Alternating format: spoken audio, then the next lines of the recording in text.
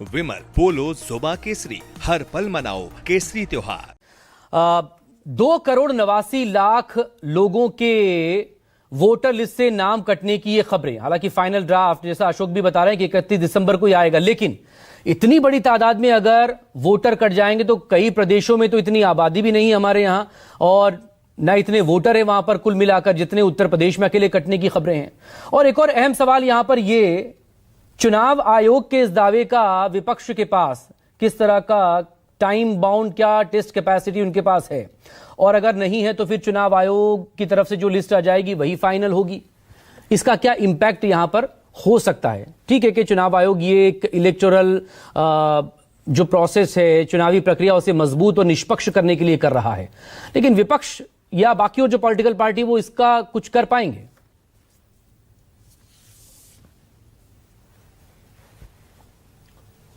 देखिए मकसूद, आपने सही कहा, और 2,89,00,000 कहने के बजाय आप ये कह सकते हैं कि तकरीबन 3 करोड़ वोट कटेंगे।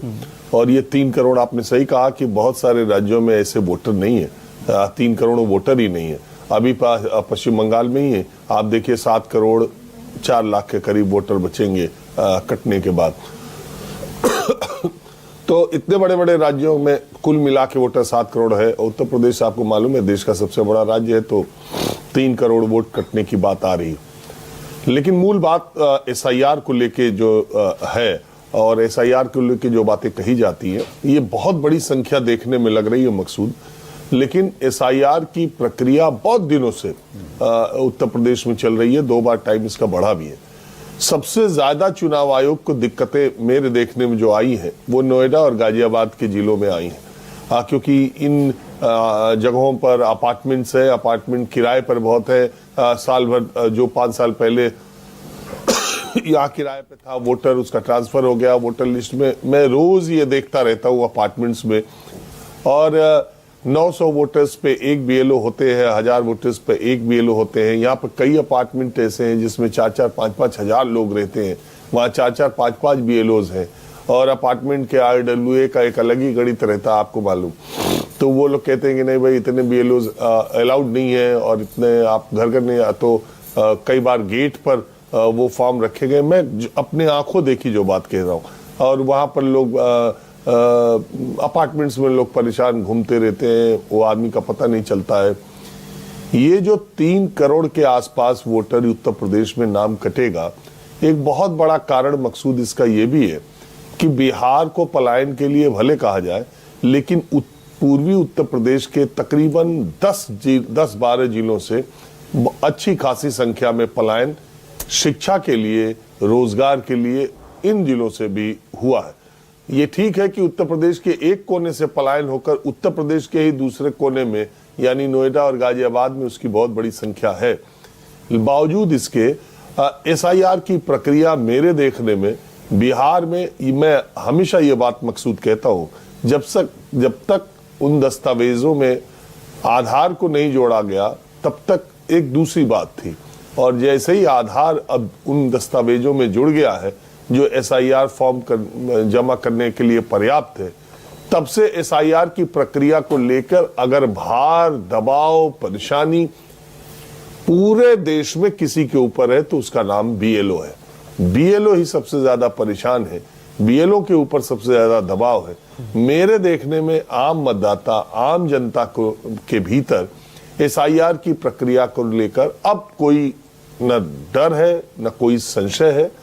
और आपको मालूम है गांव BLOs भी गांव के ही हैं, गांव के ही टीचर है, या गांव में ही, गांव के अगल बगल की कहीं कार्यरत है। तो सब जगह ये प्रक्रिया हुई है, और ये जो बड़ी संख्या में वोटर्स कटेंगे, मुझे लगता है कि वो पूर्वी उत्तर प्रदेश के जिले ज्यादा होंगे, और उनका जो पलायन हुआ है रोजगार और शिक्षा के लिए, जैसा मैंने कहा, वो एक बड़ी वजह है। और ग्रामीण इलाकों में वोट कटने की संभावना ज्यादा कही जा रही है। लेकिन इस प्रक्रिया से कोई और अर्थ निकालना कि इससे इतने वोटर कटे तो ये हो जाएगा, जायज वोटर कटे नहीं कटे, जल्दबाजी होगी। 31 दिसंबर को नए साल में उत्तर प्रदेश में घमासान वोटर लिस्ट के ड्राफ्ट सूची को आते ही 1 जनवरी से शुरू हो जाएगा। लेकिन जिस तरह के दावे किए जा रहे हैं, अखिलेश यादव ने तो बाकायदा एक कैलकुलेशन करके बता दिया कि 403 में ऐसे इसे डिवाइड, इसका भी जो है 2,89,00,000, उसको 85% उसका मान लीजिए, और उसको भी फिर आप 403 में डिवाइड करेंगे तो फिर हर विधानसभा पर 70 से लेकर 80,000 वोटर तक का वो फर्क वहां पर पड़ जाएगा। वो इस तरह से कैलकुलेशन कर रहे हैं, वो बीजेपी के नुकसान का भी जिक्र कर रहे हैं। देखिए, ये कहना कि वोट किसके कटे हैं वोटर, मैंने एक दिन अपने गांव का ही किस्सा आपको बताया मकसूद, इसी कार्यक्रम में पूजा के साथ बातचीत में। मेरे गांव में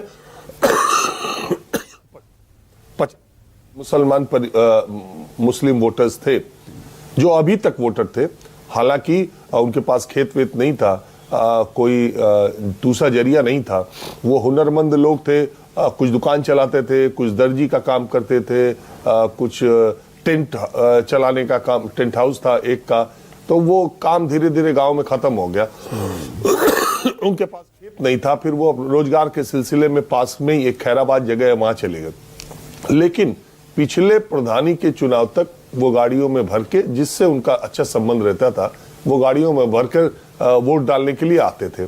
मेरे खुद के परिवार में हम सारे लोग जो बाहर चले गए हैं, वो पहले के वोटर बने हुए और बने हुए थे हमारे ही परिवार में। और उन मुसलमान, तो हमारे गांव में तो 800 वोट है, और तकरीबन 800 में मैंने पता किया करीब करीब 120-130 वोट कटेंगे। वो सारे वो लोग हैं जो गांव में रहते नहीं है, तो उन्होंने ये ऑप्ट किया कि वो एक ही जगह वोटर रहेंगे। तो इस तरीके से एक बड़ी संख्या आपको दिखाई देगी। अब वोट किसके कटे हैं, अखिलेश यादव तो बहुत बातें व्यंग भरी ज्यादा करते हैं और वो चुटकियां बहुत लेते हैं, तो अभी वोट किसके कटे ये कहना तो बहुत जल्दबाजी होगी। लेकिन वोट जो कटे हैं मेरे समझ से माइग्रेटेड लोगों का, और जिनकी मौत हो गई है उन लोगों का, शिफ्ट हुए हैं और मौत हुई है, इन लोगों की संख्या ज्यादा होगी। और असल तो बात तब सामने आएगी जब 31 दिसंबर को लिस्ट आएगा और हम आप खुद ड्राफ्ट सूची में जब अपना नाम देखेंगे, अपनों का नाम देखेंगे, तो पता चलेगा कि खेल हुआ है या क्या हुआ। बहुत शुक्रिया आपका Rajeev ji. Now back to discussion.